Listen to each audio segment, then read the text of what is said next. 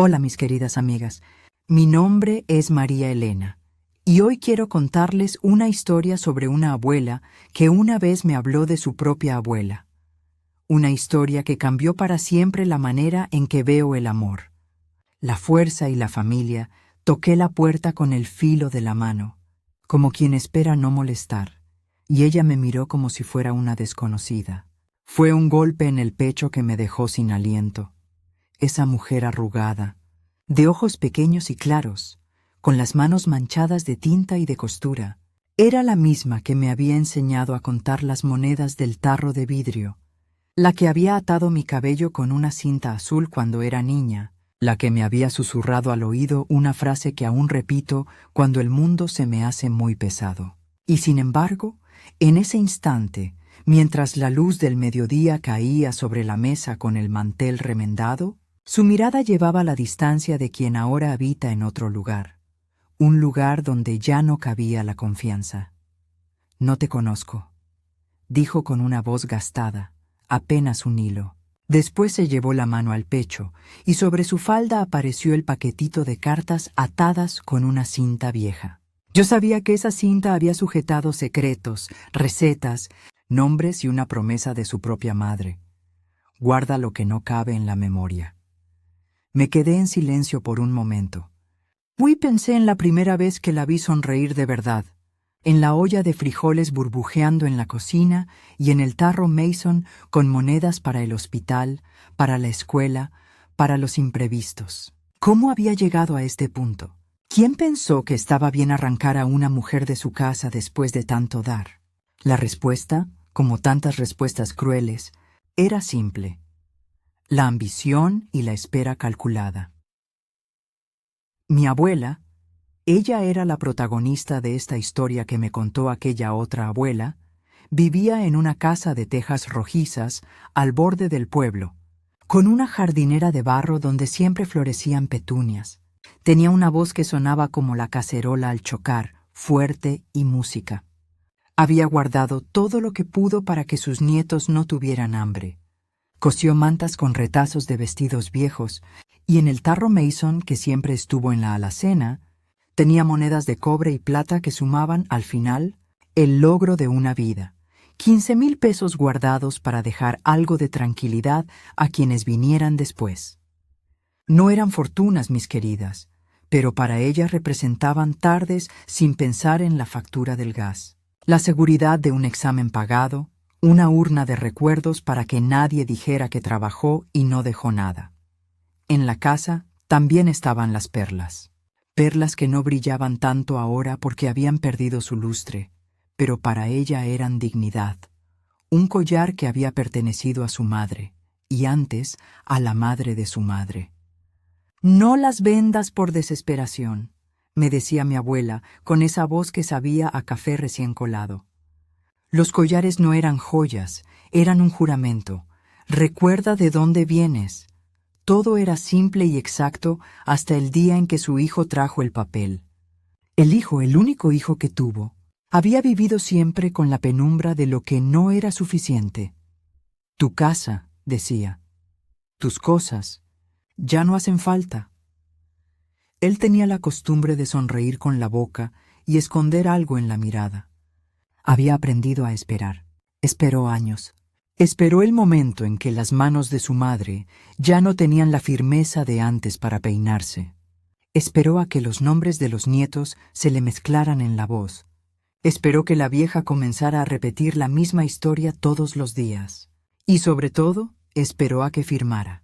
Fue una tarde de noviembre. La fecha está marcada en mi mente con tinta indeleble. 12 de noviembre de 2009. Llegó el hombre con traje, con un portafolios, y mi abuela, que nunca fue tonta, pero sí confiada, creyó que firmaba un papel para la reparación del techo. Ella entendía de cosas prácticas, tablas, tejas, la fe de que un techo arreglado volvería a cantar en la lluvia. Firmó, no leyó. ¿Cuántas veces lo hemos hecho, nosotras, por la prisa o por la costumbre de creer que la familia no nos haría daño? Firmó el testamento sin saber que aquel papel sería la llave de la sentencia contra su propia casa. Su hijo, con la paciencia de quien sabe que la ley obedece a la letra, había esperado a que su madre firmara para poder mostrar un acta notarial donde se declaraba que ella renunciaba a ciertos derechos o que cedía la administración de la casa. Es la clase de traición que se cocina con tiempo.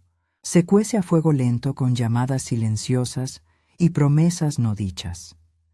Cuando ella me lo contó, la voz me tembló como las tejas cuando llueve. No me di cuenta, dijo. Creí que era para arreglar el techo, y la manera en que lo dijo partía el alma, no por la ingenuidad, sino por la confianza.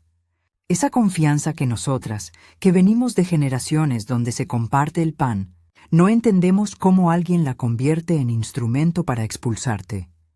En la casa había más: un cajón con cartas, una libreta con cuentas, unas fotografías donde mi abuela joven posa con el vestido de lino y el sombrero que su madre le arreglara, y un diario pequeño con la fecha de nacimiento de cada nieto. Lo había hecho ella, con su letra menuda. Esas cosas parecían minucias, pero eran lo que definía una vida. Y fue en esa libreta donde encontré algo que me heló. Un recorte de periódico con un anuncio de un terreno vendido por el bisabuelo en 1952. Y una nota al margen donde alguien escribió: no vender, legado. ¿Quién había escrito eso? ¿Dónde había ido a parar la palabra legado?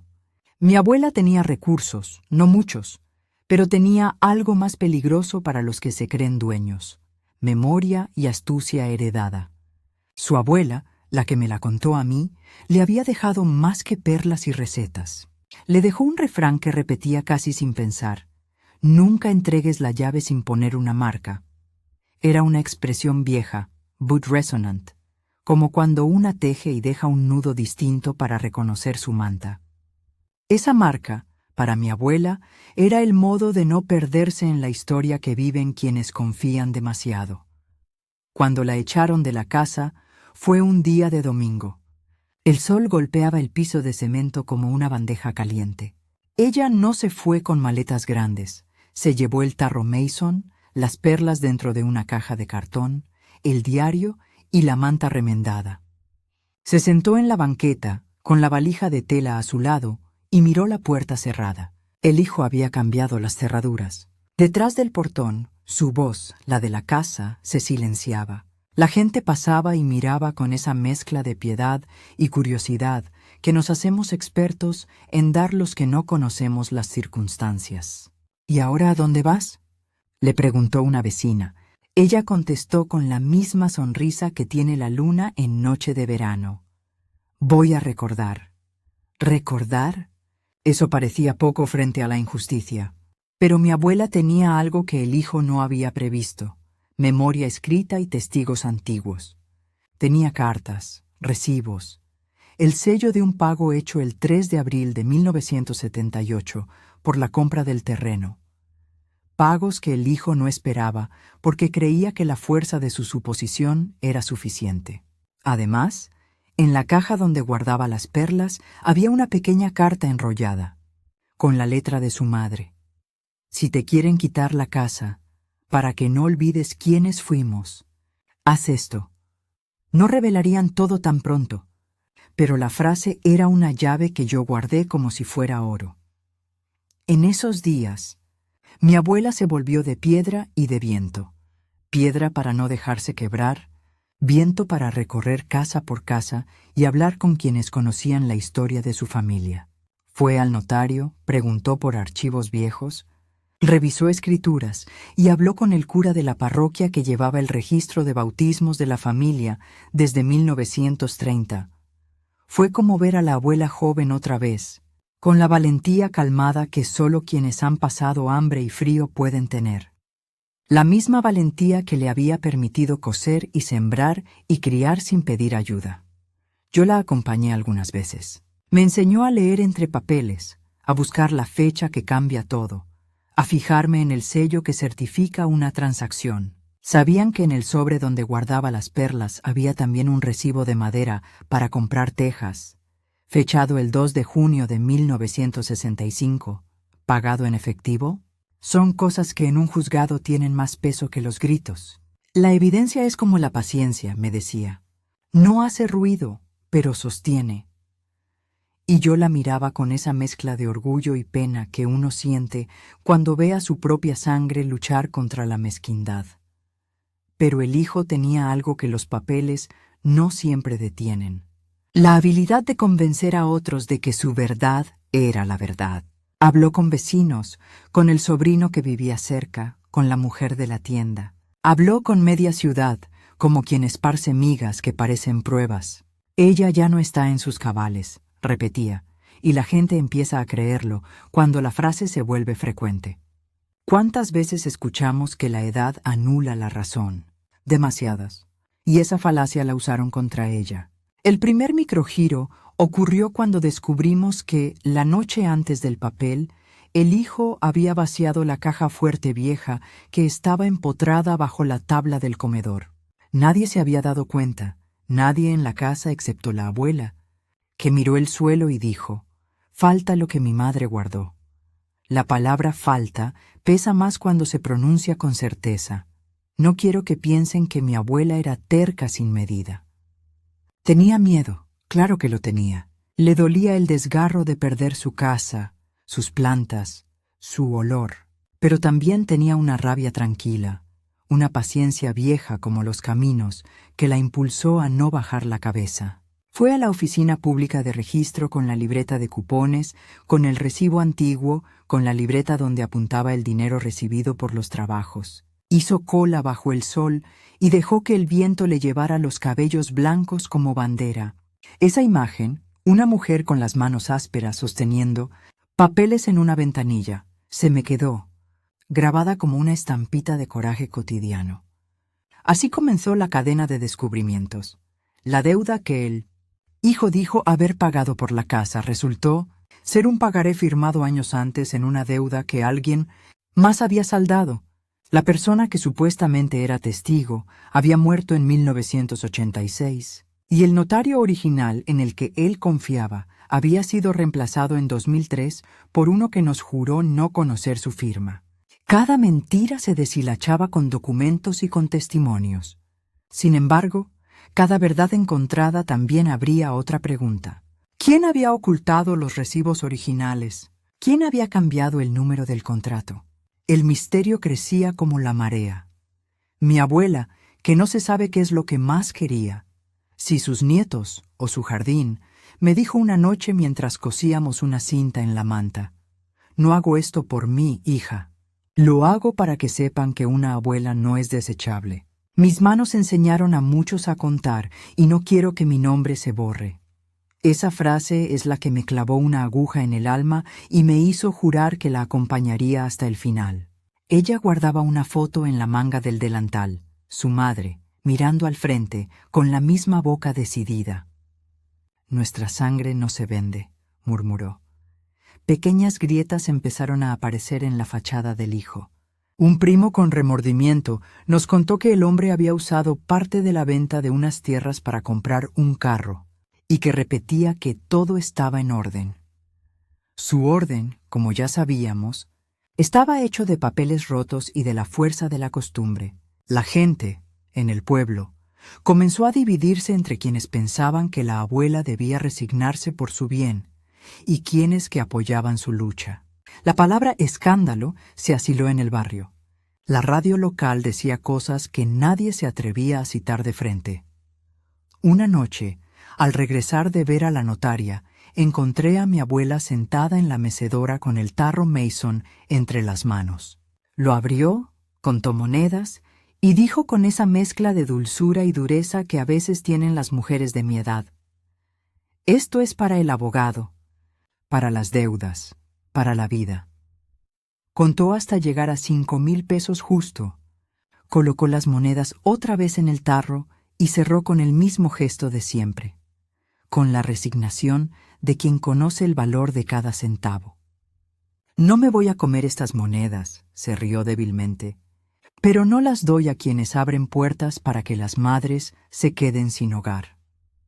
Tenía un brillo en los ojos que era más feroz que cualquier reproche.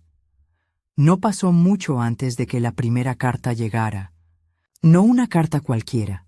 Un sobre con sello rojo, letras mecanografiadas y un nombre conocido, el abogado del hijo. Dentro, una notificación de desalojo por motivos de cambio de titularidad administrativa. La palabra desalojo se lee como se siente, con frío. La fecha en el sobre decía 26 de diciembre de 2009, Navidad. ¿Se imaginan? Una fecha para la ternura convertida en un acto que solo trae amargura. Me quedé mirando esa hoja con las manos temblando. ¿Cómo es posible que alguien espere a las fiestas para lanzar un golpe así? Fue entonces cuando mi abuela, con la calma de quien ha sembrado por años, me levantó la barbilla y dijo: «Si piensan que la vamos a recibir calladas, se equivocan». Mi abuela me enseñó a no dejar la última palabra en manos de quien corre con la pluma. Y ahí, con la voz todavía tenue, cerró el diario donde anotaba las fechas de las visitas de los nietos y escribió una frase con lápiz: «Si me quitan la casa, que conozcan mi verdad».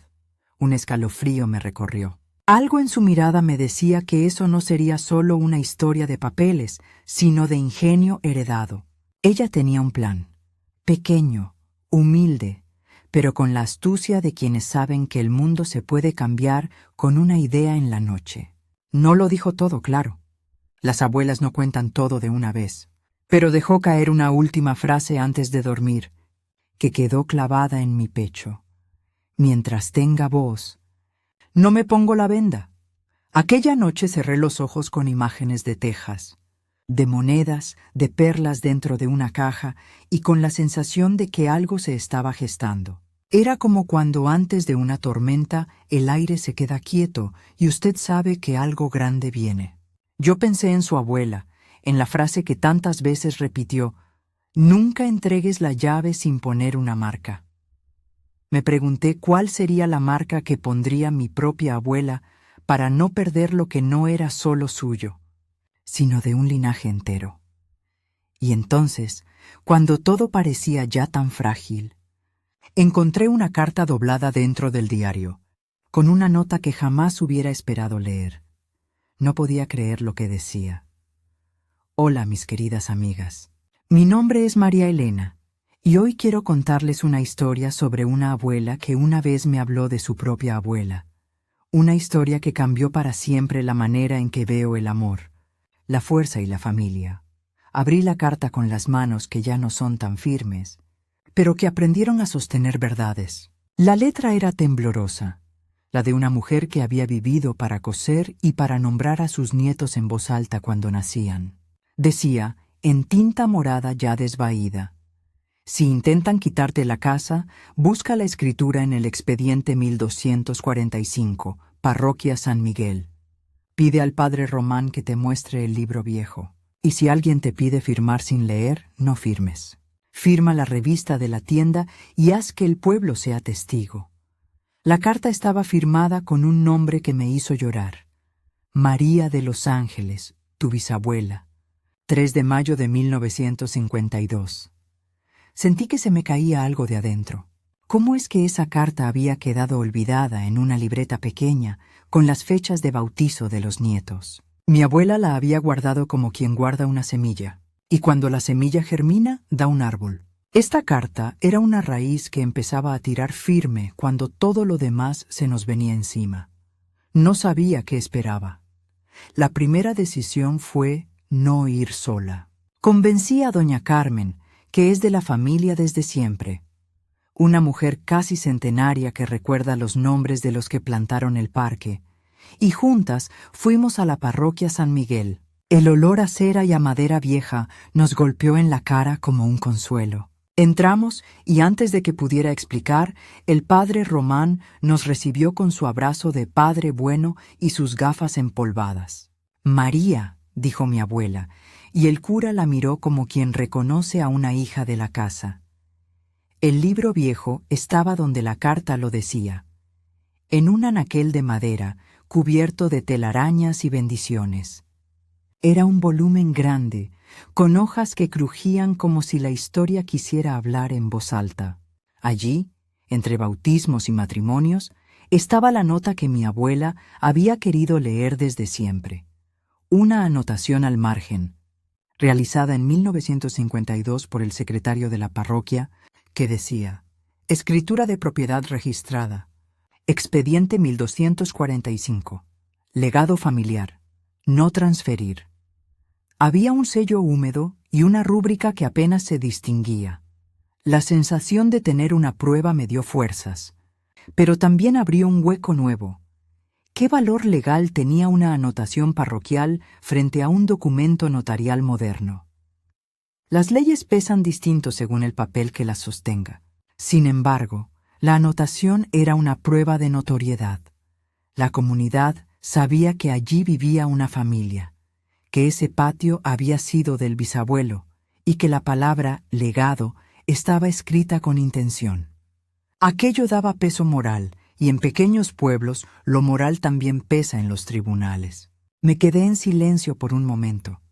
Con la nota en la mano, fuimos al registro de la propiedad. Allí nos tropezamos con una pared que no esperaba. La funcionaria de turno, una joven con la mirada dura, nos dijo que los libros estaban digitalizados y que tendríamos que hacer una solicitud formal para acceder a los archivos. Mi abuela, invicta, presentó la carta de la parroquia, los recibos antiguos, el pago por tejas de 1965, la factura del Laja de 1978 y la foto donde su madre aparece sosteniendo las perlas. La joven examinó los papeles con esa mezcla de curiosidad y fastidio que tienen los burócratas cuando la vida real se entromete en sus turnos.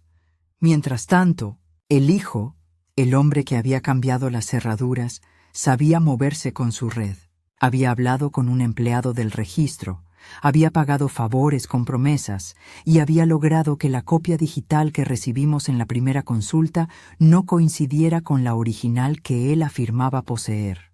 Su documento apareció como administración delegada, firmado por un notario que, al verificar, resultó estar retirado y sin constancia de la fecha que él presentaba. La primera pista: el sello del notario tenía una tipografía que no correspondía al cuño registrado en 2009. Un detalle pequeño, pero suficiente para que una persona con memoria de papel se oliera la mentira. Mi abuela, con la paciencia de quien sabe leer los rostros, me miró y susurró: ellos creen que lo tuyo se borra con el tiempo. No saben que las historias escriben sombras. Y en eso estaba la verdad.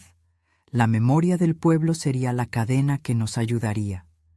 Encontramos a un testigo, doña Teresa, que había trabajado en la panadería del pueblo desde los años 50. Con manos ásperas y voz de molino, recordó haber visto al bisabuelo firmar con el escribano García y que la gente del barrio había jurado no vender la Casa de las Petunias, porque era lugar de reunión en las noches de cosecha.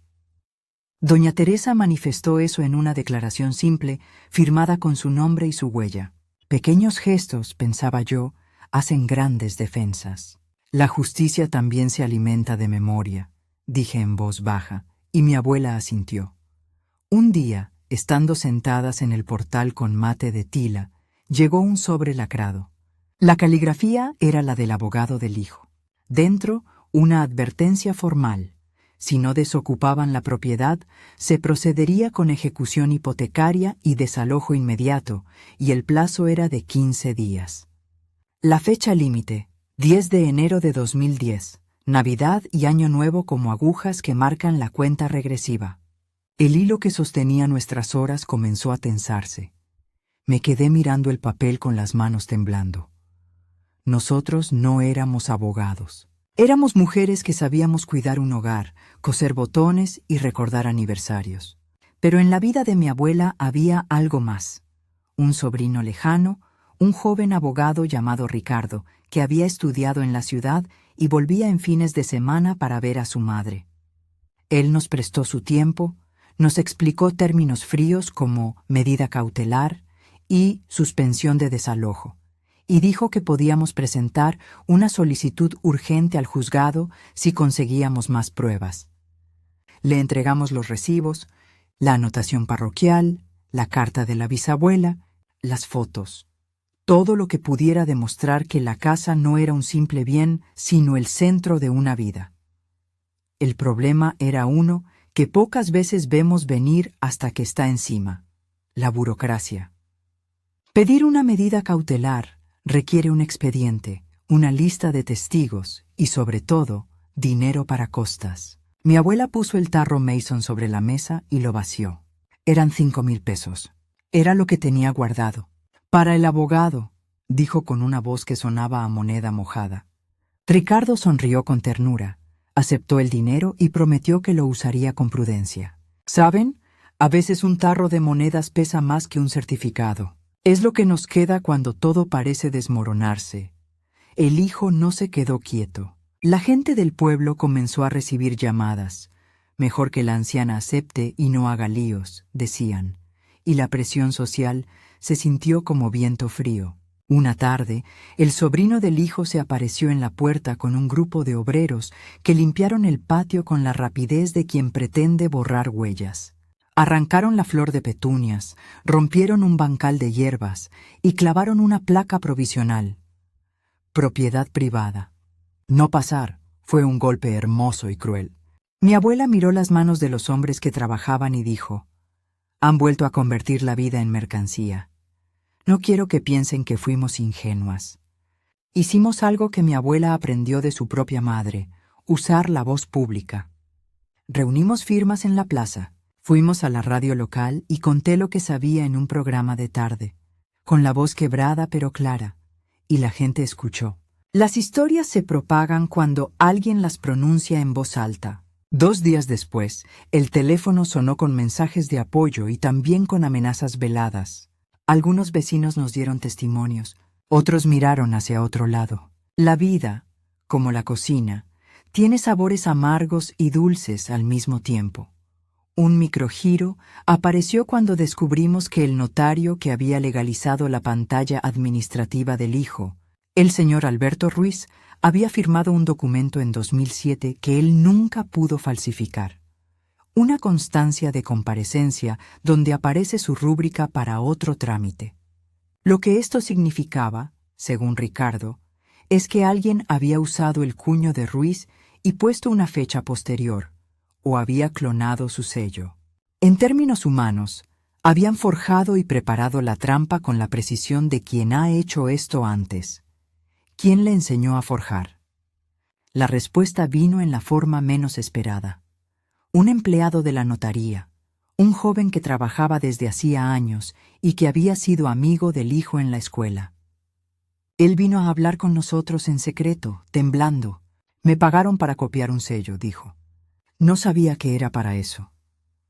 Trajo consigo una carpeta con fotocopias, y escondida en una de ellas, una factura de un mecánico donde el hijo había pagado trabajos urgentes y una transferencia de banco a nombre de un empleado público.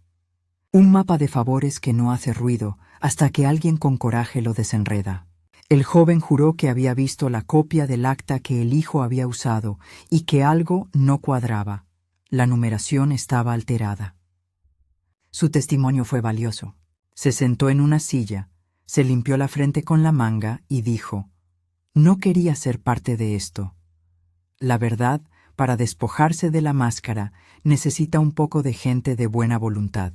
Y aquí, mis queridas, la bondad fue más fuerte que la indiferencia. Arreglamos una audiencia en el juzgado para presentar la medida cautelar. Nos dijeron que habría que esperar por lo menos 10 días para que el juez la revisara.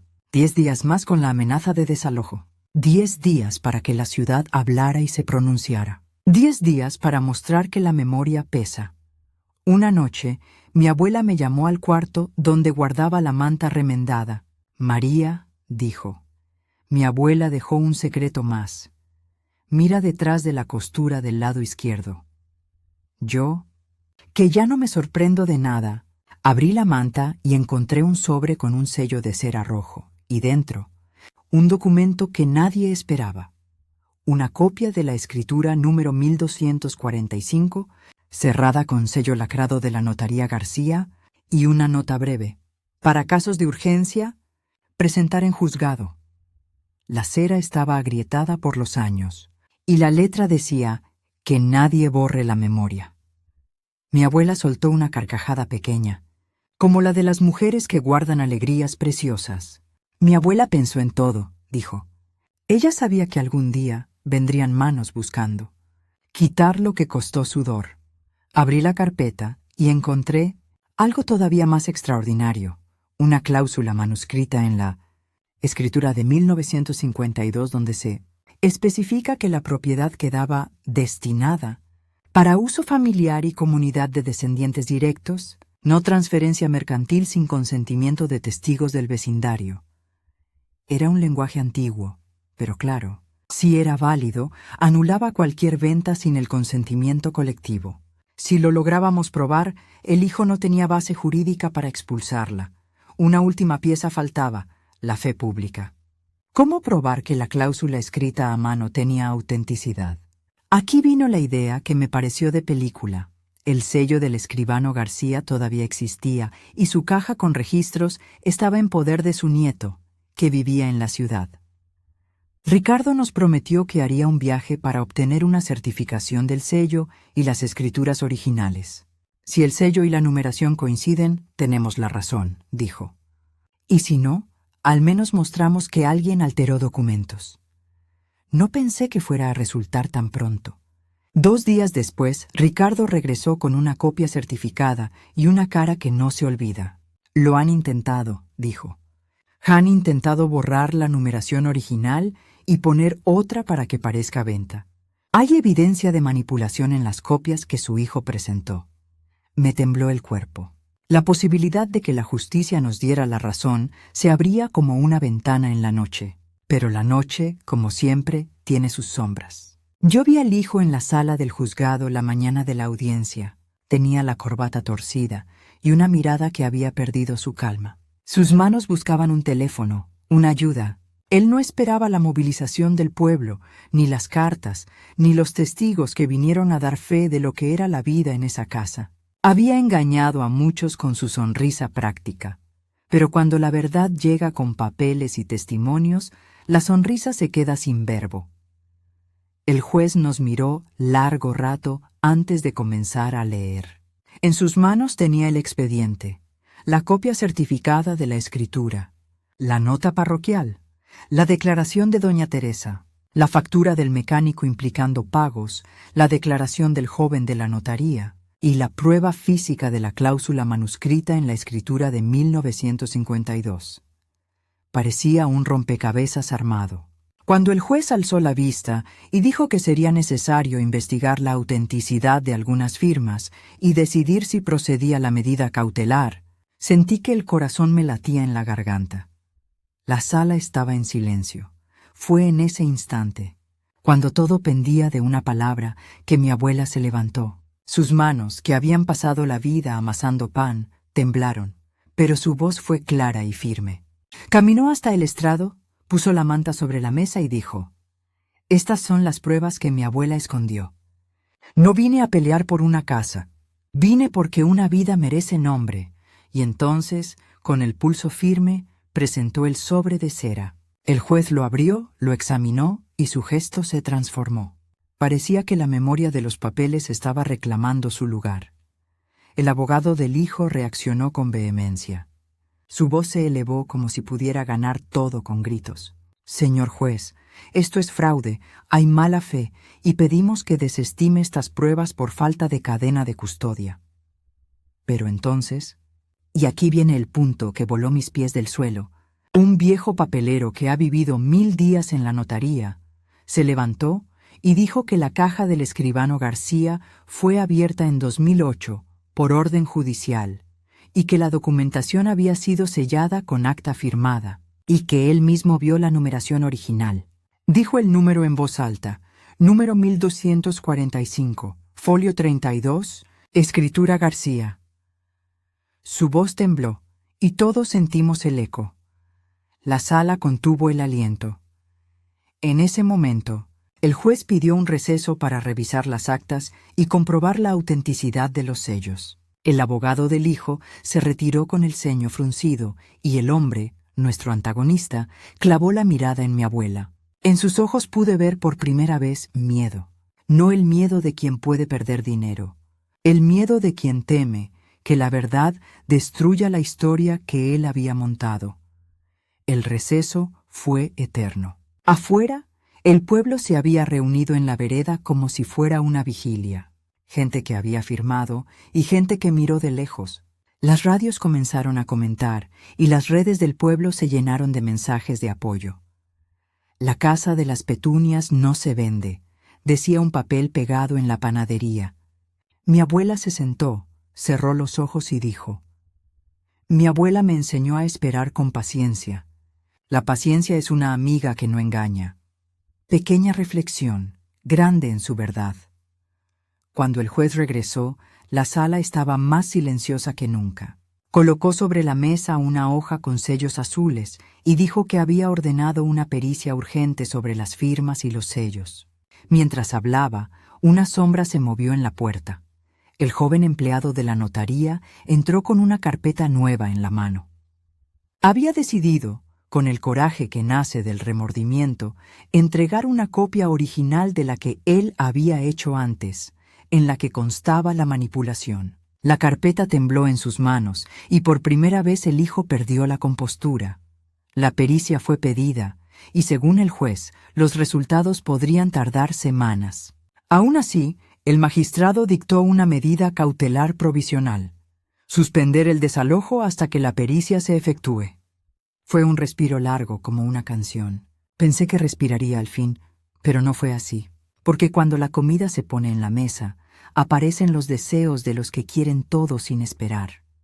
Esa misma tarde, la casa amaneció con huellas nuevas. Habían arrancado una puerta de la entrada lateral e intentado forzar un candado. Una noche de vigilia se formó en la plaza. Hombres del pueblo, mujeres con linternas y nosotros, con mantas y té caliente, nos turnamos para cuidar lo que quedaba. Fue en una de esas vigilias cuando alguien trajo un sobre más. Dentro, una foto donde aparecen el hijo y un funcionario del registro, sonriendo en una inauguración municipal. La foto llevaba anotaciones al dorso. 2010. Gracias por el apoyo. Una evidencia de que la trama alcanzaba más lejos de lo que pensábamos. El clima se tensó. La noche que precedió la audiencia final, el hijo vino a la puerta de la casa donde nos refugiábamos, no la suya, la de la vecina que nos había prestado un cuarto, y nos miró fijo. Si ganan, sabrán que la vida no es gratis, dijo, y en sus palabras había una amenaza que no olvida. Mi abuela, con la calma del que ha visto tempestades, recogió su manta, puso las perlas dentro del bolsillo y me miró a los ojos. La justicia tarda, pero llega, murmuró. No sé si lo dijo para convencerme o para convencerse. El día de la comparecencia final fue como una película. Cámaras de la radio local, vecinos abrazados y el juez entrando con solemnidad. Se abrieron los expedientes, se revisaron sellos y el perito comenzó a leer su informe preliminar. Algunas firmas y sellos no coincidían con los patrones registrados. La sala se llenó de un murmullo. El abogado del hijo comenzó a desenrollar su defensa con la violencia de quien teme. Fue entonces cuando mi abuela hizo algo que nadie esperaba. Pidió la palabra. Caminó hasta el centro, con las manos firmes y la voz que le dio el pueblo. Con el tono de quien cuenta una historia para que otros aprendan, relató cómo su madre, la bisabuela, había enterrado recibos y había dejado instrucciones. Contó de la noche que guardó la escritura en la manta y de la carta que nunca debió haberse perdido. Y al final, con la respiración entrecortada por la emoción, dejó caer una frase que paralizó la sala. Mi abuela sabía que la verdad no cabe en un solo papel. Por eso le pidió al pueblo que fuera testigo. En ese preciso momento, el joven empleado de la notaría se levantó, con las manos temblando, y dijo en voz alta: «Tengo los originales. Los vi. Y si quieren, puedo mostrar el video de la entrega del cuño». Un video.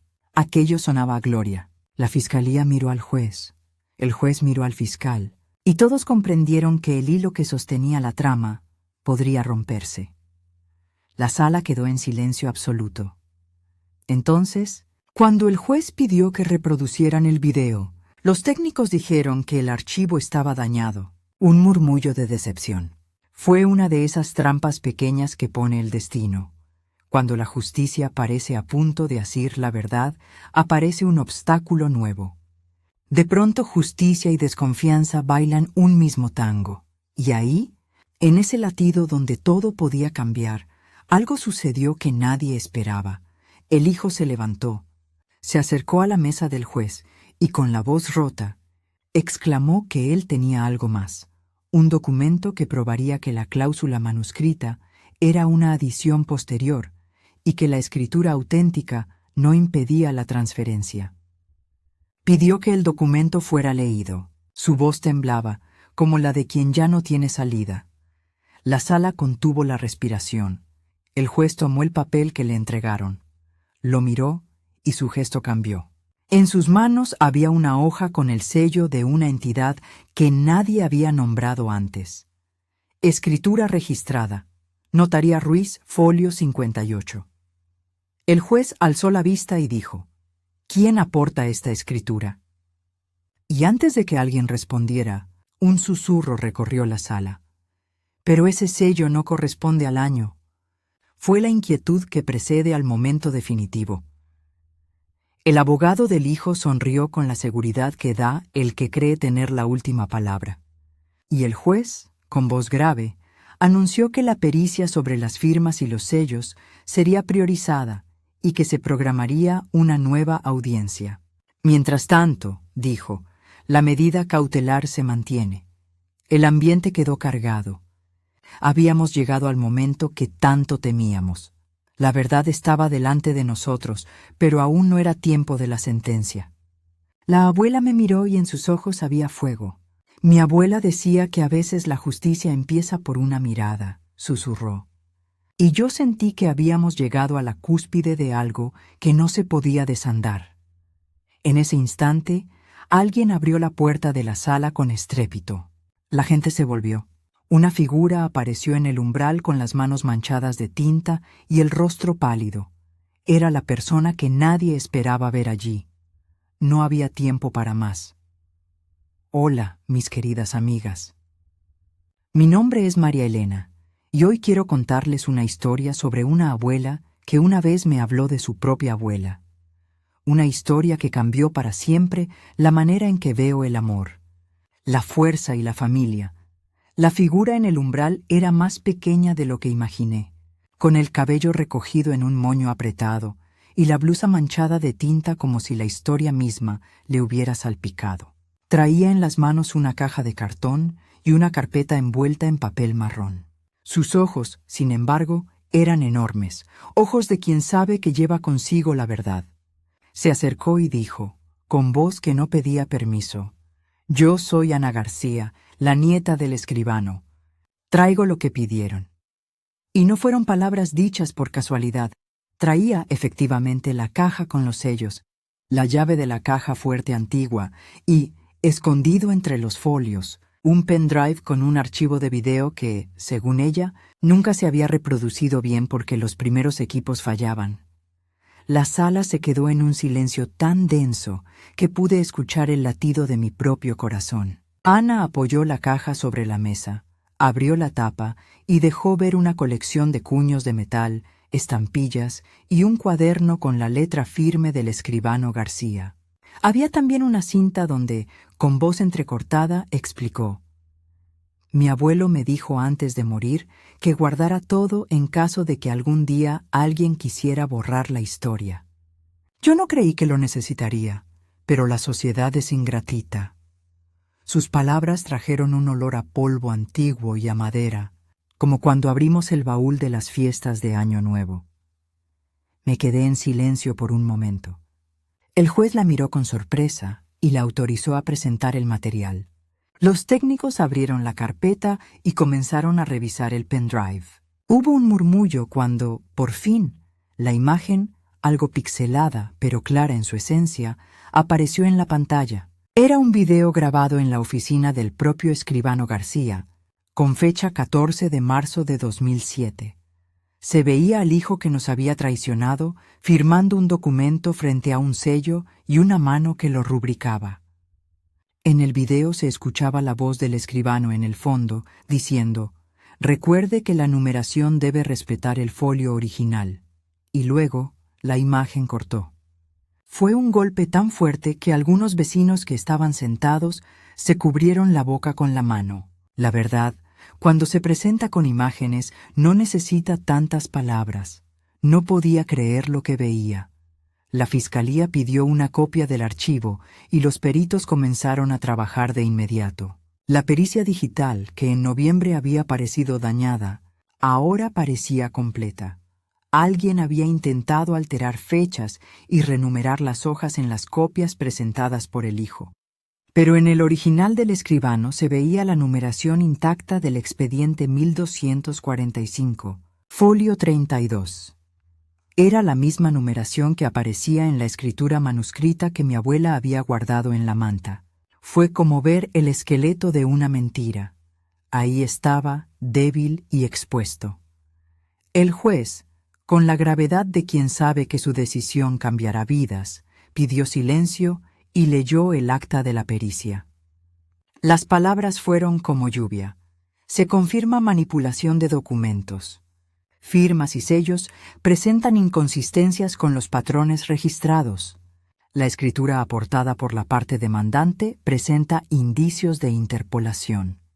Cuando dijo la frase manipulación de documentos, sentí que la sala se partía en dos. Por un lado, la mentira que había crecido como hiedra, y por otro, la honestidad que había permanecido como raíz, casi sin querer. Ana agregó que había encontrado en una caja vieja un recibo de pago con el nombre del hijo a favor de un empleado municipal fechado el 1 de diciembre de 2009 por la suma de 2.500 pesos, con la leyenda para agilizar trámites. Eso bastó para que la fiscalía ampliara la investigación hacia funcionarios. La trama se empezaba a desenmarañar hacia donde siempre llegan las cosas cuando se buscan con coraje, hacia los favores que se pagan con papeles falsos. El hombre que nos había quitado la tranquilidad, el hijo, se quedó pálido. Sus manos tuvieron ese temblor que no se simula. Su abogado, que hasta ese momento había llevado un discurso agresivo, de golpe perdió el empuje. El público, que hasta hacía una semana opinaba divididamente, comenzó a murmurar a favor de la abuela. Si esto es verdad, no merece terminar así. La plaza se había convertido en tribunal paralelo. La gente ya no hablaba solo de ruido, hablaba de memoria. El juez dictó medidas provisionales estrictas. Suspensión definitiva de cualquier transferencia de la propiedad mientras se completara la investigación. Decomiso preventivo de ciertos bienes, vinculados a las presuntas coimas y la orden de presentar un informe detallado de las transacciones bancarias del hijo entre 2008 y 2010. La noticia se esparció como pólvora. Hubo un día en que el templo de la justicia pareció más justo que la cocina de la vida, y eso es decir mucho. Pasaron semanas de espera, de audiencias cortas, de idas y venidas al juzgado. El proceso no fue limpio ni rápido. Eso nunca sucede cuando hay personas acostumbradas a mover piezas en la sombra. Hubo amenazas, sí, llamadas anónimas diciéndonos que cerráramos la boca. Y hubo gestos bondadosos, vecinos que trajeron comida para las noches de vigilia, mujeres que vinieron a bordar una bandera para colgar en la vereda donde la abuela había plantado sus petunias.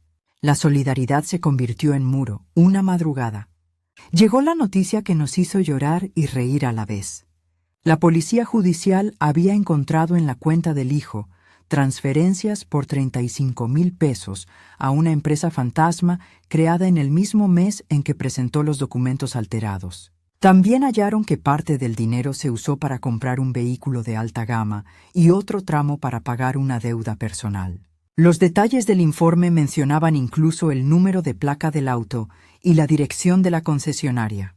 La Fiscalía solicitó medidas cautelares sobre esos bienes y pidió la imputación por delitos de falsificación, estafa y cohecho. El hombre, que parecía haber planeado todo con tranquilidad, empezó a tambalear. La mañana del 15 de abril de 2010 la recuerdo con nitidez. El cielo estaba claro, como si la ciudad también quisiera presenciar aquello. El juzgado programó la audiencia final para ese día. La sala estaba repleta. Vecinos, periodistas, amigos y también gente que había dudado. Mi abuela, con su delantal remendado y el collar de perlas escondido en el bolsillo, estaba sentada en la primera fila, como si la silla fuera un altar. La abrigué con mi chal y le apreté la mano hasta que sus dedos blancos se relajaron. La Fiscalía presentó un informe demoledor. Pericia comparativa de firmas, análisis de sellos de metal, cadena de custodia del pendrive, registro bancario.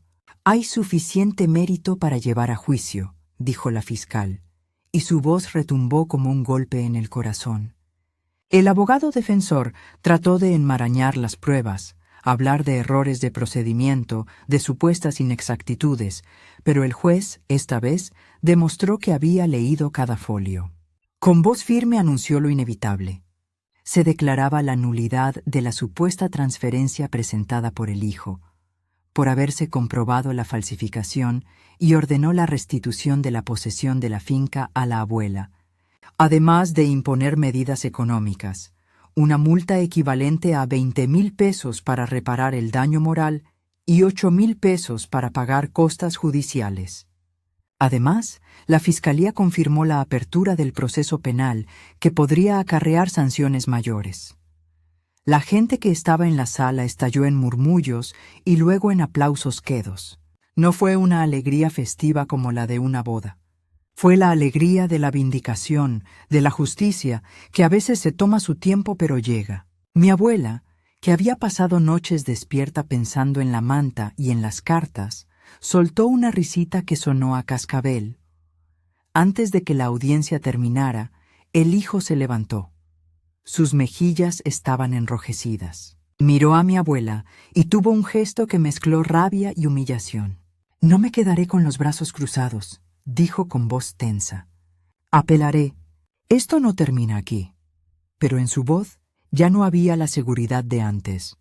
Había miedo, resentimiento y, lo peor para él, la sensación de haber sido desenmascarado. El juez respondió que la apelación era un derecho, pero que mientras se resolvía, la medida de restitución y las multas se mantenían. El hombre salió del juzgado con la cabeza gacha, y fue la primera vez que observé cómo la soberbia se marchitaba ante la verdad servida en bandeja. La mañana en que volvimos a la casa fue otra de esas escenas que se quedan para siempre. Las llaves, que el hijo había cambiado, fueron devueltas por orden judicial. El portón chirrió cuando lo abrimos, y un olor a tierra seca y a petunias rompió con recuerdos de olor a leche quemada y a sopa. La vecina mayor, doña Carmen, había tejido una pequeña guirnalda de papel y la colocó en el pomo. Los niños del barrio cantaron una canción vieja que nadie escuchaba desde los años 60. La abuela entró despacio, como quien regresa a un abrazo largamente esperado. Toqué las paredes, miré el empapelado que en algunos lugares se había descascarado por la humedad, y sentí que volvíamos a poner las cosas en su lugar. La justicia no se conformó con lo jurídico. El juez ordenó que el hijo se presentara públicamente en la plaza del pueblo para pedir disculpas y que, como forma de reparación simbólica, plantara un árbol en el jardín de la casa y se responsabilizara por mantenerlo 2 años. Fue una escena difícil de ver. Aquel hombre que había pensado en vender la casa por interés, ahora plantando un árbol con sus manos temblorosas, ante el aplauso y la mirada de quienes antes lo habían enaltecido. La imagen fue extraña y al mismo tiempo elocuente, la naturaleza exigiendo cuidado. Con el paso de los meses, la vida fue acomodándose. El juicio penal continuó con investigaciones más profundas. Algunos funcionarios fueron llamados a declarar, y la sombra de la corrupción asomó por donde menos esperábamos. No diré que todo quedó limpio porque la limpieza es lenta y muchas veces imposible. Sin embargo, lo que sí afirmo es que la dignidad de una mujer mayor recuperó su brillo. La abuela volvió a su rutina con la misma terquedad de siempre. La termo con café por las mañanas, la manta remendada en la mecedora, la libreta donde anotaba las visitas de sus nietos.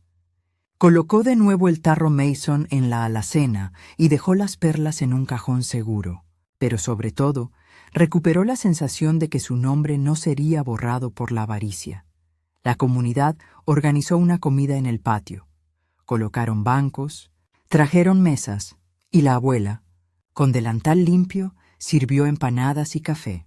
En un rincón de la fachada pusieron una placa que decía: «En memoria de las mujeres que construyen hogar, legado de María de los Ángeles y su descendencia».